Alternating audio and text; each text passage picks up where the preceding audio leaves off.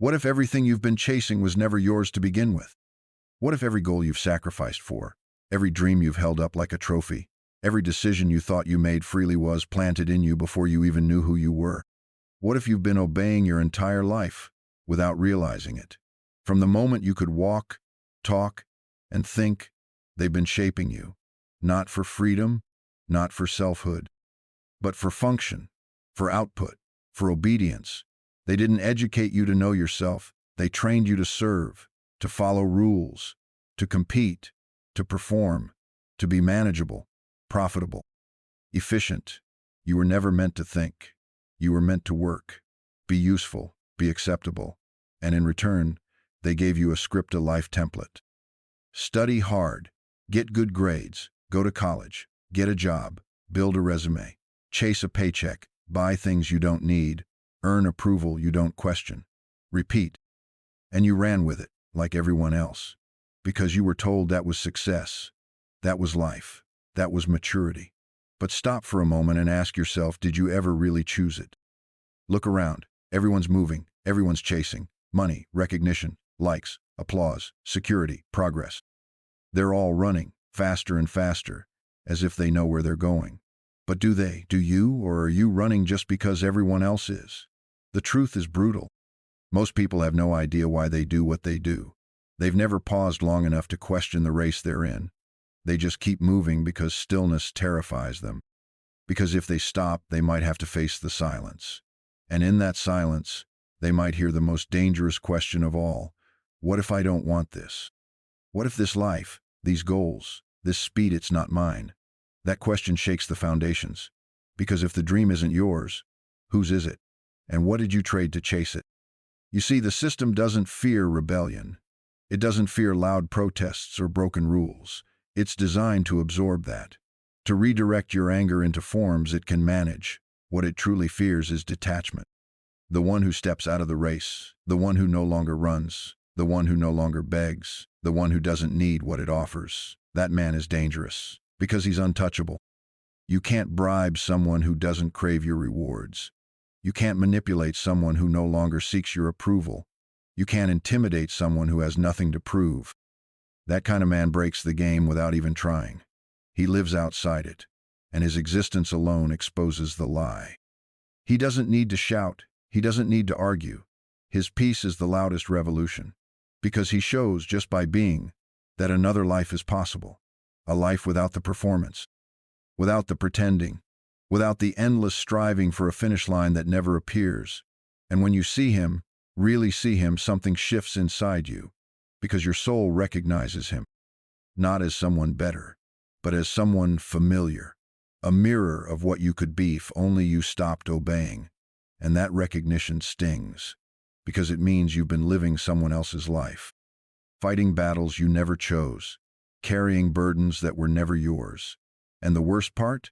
You've done it willingly, obediently, with pride, wearing your exhaustion like a badge, your stress like a virtue, your burnout like a trophy. But the truth? They're chains. Golden, yes, but chains all the same. You run after money because you've been taught that without it, you're nothing. You chase validation because you've been told that being seen is being alive. You fear stillness because they convinced you that silence means failure. But what if none of that is true? What if the man who doesn't run after money isn't disconnected but free? What if his refusal to play the game isn't weakness but power? He doesn't run because he's already arrived. He doesn't pretend because he no longer needs to. He doesn't compete because he knows the truth. No one wins a game designed to keep you chasing. The only real victory is stepping away from the board entirely. So before you take another step, ask yourself, who taught you to run? Who benefits from your speed? Who profits from your exhaustion? And who are you really when you stop? And then the second layer unfolds. Once you've questioned the race, you begin to question the tools they gave you to run it. Productivity, efficiency, hustle. These weren't just ideas, they were implanted beliefs, taught to you as virtues, as signs of strength, of responsibility, of discipline. But look deeper. What if they were never about virtue? What if they were chains disguised as purpose? They've trained you to associate movement with value. If you're busy, you're worthy. If you're tired, you're useful. If you're burning out, you're winning. But if you stop even for a moment, you're lazy, undisciplined, a failure. You were taught to feel shame for resting, guilt for peace, suspicion toward stillness. You were taught that silence is dangerous. But the real danger isn't in slowing down, it's in never stopping long enough to realize you're going nowhere. And the voice in your head, that relentless pressure to do more, achieve more, produce more, who put it there? Is it your voice, or was it planted? Because the truth is chilling. That voice isn't yours. It belongs to a system that needs you distracted, that thrives on your obedience, that survives on your compliance. If you keep moving, you won't question. If you keep producing, you won't reflect. If you stay busy, you stay manageable. But here's what they never tell you: when you stop producing just to produce, something happens. You start thinking. And when a human starts thinking, they begin to wake up. And when they wake up, they ask dangerous questions. Why am I doing this? What is it for? Who does it serve? And what am I sacrificing to keep it going? Because when you live only to be efficient, you stop being human. You become a function, a cog, a tool. And what's tragic is that you do it voluntarily. No one's forcing you to fill your schedule with meaningless tasks. You do it because you've been taught that if you're not doing, you're not being. But that's the lie. And the emptiness you feel, it's not from doing too little, it's from obeying too much. You've been conditioned to associate rest with weakness, to fear the pause, to dread the moment when there's nothing left to chase. But what if I told you that this supposed abyss, the void you fear when you stop, isn't emptiness at all? What if it's the doorway back to yourself? The man who doesn't run after money isn't indifferent to life. He's just no longer enslaved by it. He's disconnected not from the world but from the fear that drives it. He doesn't chase time. He inhabits it. He doesn't squeeze every minute for profit. He lives each one in presence. And that, in a society addicted to running, is unbearable, because his stillness reflects back everything they're running from. Their panic, their insecurity, their inner void. That's why he unsettles them, because if he can stop, maybe they can too. But they don't want that, because stopping means facing the truth. And most people would rather die running than look into the mirror and ask, who am I without the noise, without the work, without the approval? That's the system's final trick. Once you're exhausted, overwhelmed, broken down, it convinces you that this is normal, that this is life, that you're failing only because you haven't done enough. But the truth is, you're failing because you've believed too much. You've believed their version of success, their narrative of worth, their lie that constant motion equals purpose. But it doesn't. And you don't have to live like this, not anymore. The man who doesn't run after money doesn't just unsettle the world, he exposes it. He's not loud, he's not dramatic, but his stillness shakes foundations. Because without even trying, he becomes a living contradiction to everything society glorifies. He doesn't crave status, but he has presence. He doesn't chase recognition, yet he's unforgettable.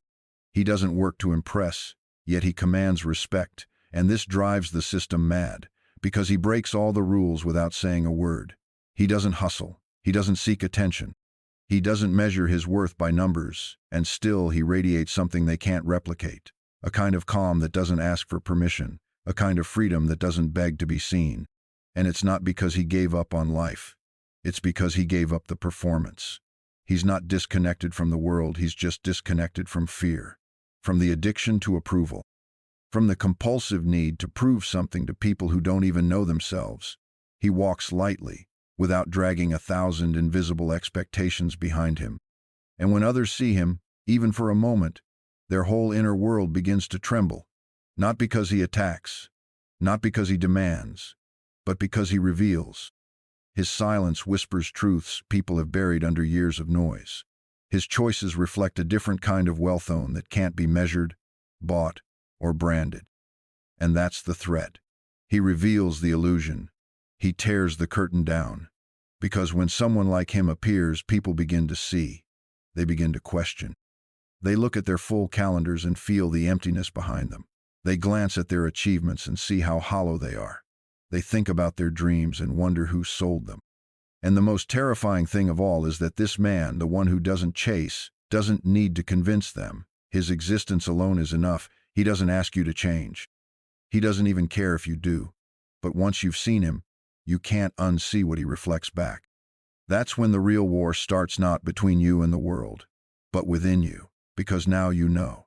Now the illusion doesn't work like it used to. You can't lie to yourself with the same confidence. The goals you used to worship feel foreign. The stress you once called ambition feels more like anxiety, and the applause you used to crave sounds like noise. But here's where most people turn back. Because once you see the truth, you either change or you pretend harder. You either step out of the race or you run faster, hoping you can drown out what you've felt. But deep down, something's already shifted. Something's already broken loose. And no matter how much you try to bury it, it's alive now.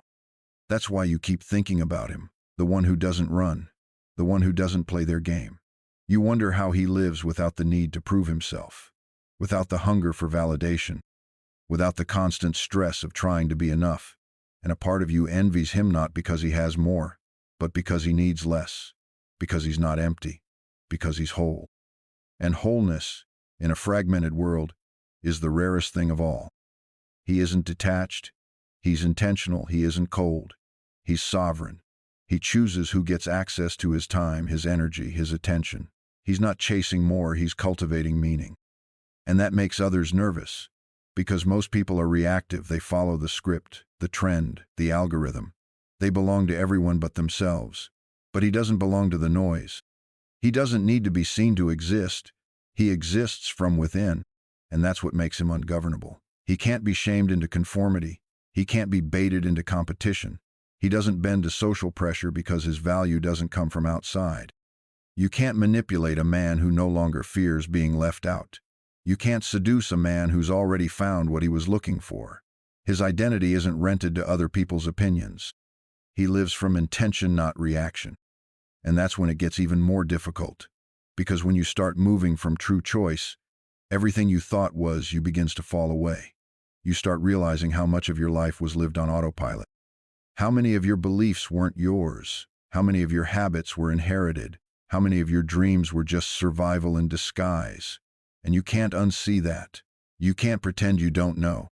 The awareness grows louder, more insistent. You see the desperation behind the smiles, the fear behind success, the emptiness behind the abundance. You recognize that most people don't want to wake up, not because they can't, but because they don't want to give up the comfort of the lie. Because waking up means owning your life. And when you own your life, you lose your excuses. That's the real cost of freedom. It's not discomfort, it's responsibility. Because once you realize you can live differently, you can no longer blame anyone for the life you've accepted. You can't hide behind your job, your past, your upbringing, or the system. You see through it all. And when you see through it, you either rise or run. And that's why the man who doesn't chase is so feared, because he forces you to choose, to either return to yourself or keep hiding in performance. But if you dare to return, everything changes. Not suddenly, not loudly, but deeply. You start letting go of roles, of expectations, of borrowed dreams. And what's left is something terrifying in its simplicity, you, without filters, without masks, without applause, just you. And that, in a world built on insecurity, is the ultimate rebellion. Because when you realize you lack nothing, they can't sell you anything. And when they can't sell you anything, the machine begins to bleed. That's why they keep you insecure. That's why they feed you fear. More success, more beauty, more speed, more noise. It never ends. Because if you ever stopped long enough to feel what's really inside, you'd remember who you were before the world told you what to be. That man, the one who doesn't run anymore, has remembered. And that remembering has made him dangerous. Not to others, but to the system that needs him distracted, exhausted, and obedient. He walks slowly, present, unapologetic, immune. Not because he doesn't care, but because he finally does. He knows the cost of pretending. He knows the weight of masks. He knows the emptiness of approval, and he gave it up, not in protest, but in peace. And here's the strangest part. Without trying, he begins to affect others, not their behavior, but their awareness. He doesn't preach, he doesn't convert, but his presence shifts things. It creates cracks in the illusion. Because people feel it. His calm, his contentment, his sovereignty. And those cracks are enough. Because through them, something ancient begins to leak back in. A sense that life isn't about more, that success isn't about winning. That worth doesn't come from productivity, but from being whole, from being real. And the questions start to rise, quietly but unrelentingly. What if life is about letting go, not accumulating? What if true wealth is walking, free, owing no one an explanation? What if peace is the highest currency? What if you don't have to run anymore? Nobody says it out loud, but everyone feels it. His silence is uncomfortable. His lack of need is unsettling. His presence is like a mirror, and when people see themselves in it, they realize how far they've drifted from who they were meant to be. And that's when the real revolution begins. Not outside, inside, quiet, invisible, but irreversible. Because once you remember, once you feel even a glimpse of that freedom, you can't go back. You might try, but something inside you will always long for what it tasted in that moment. And you'll realize a freedom was never about escaping the world.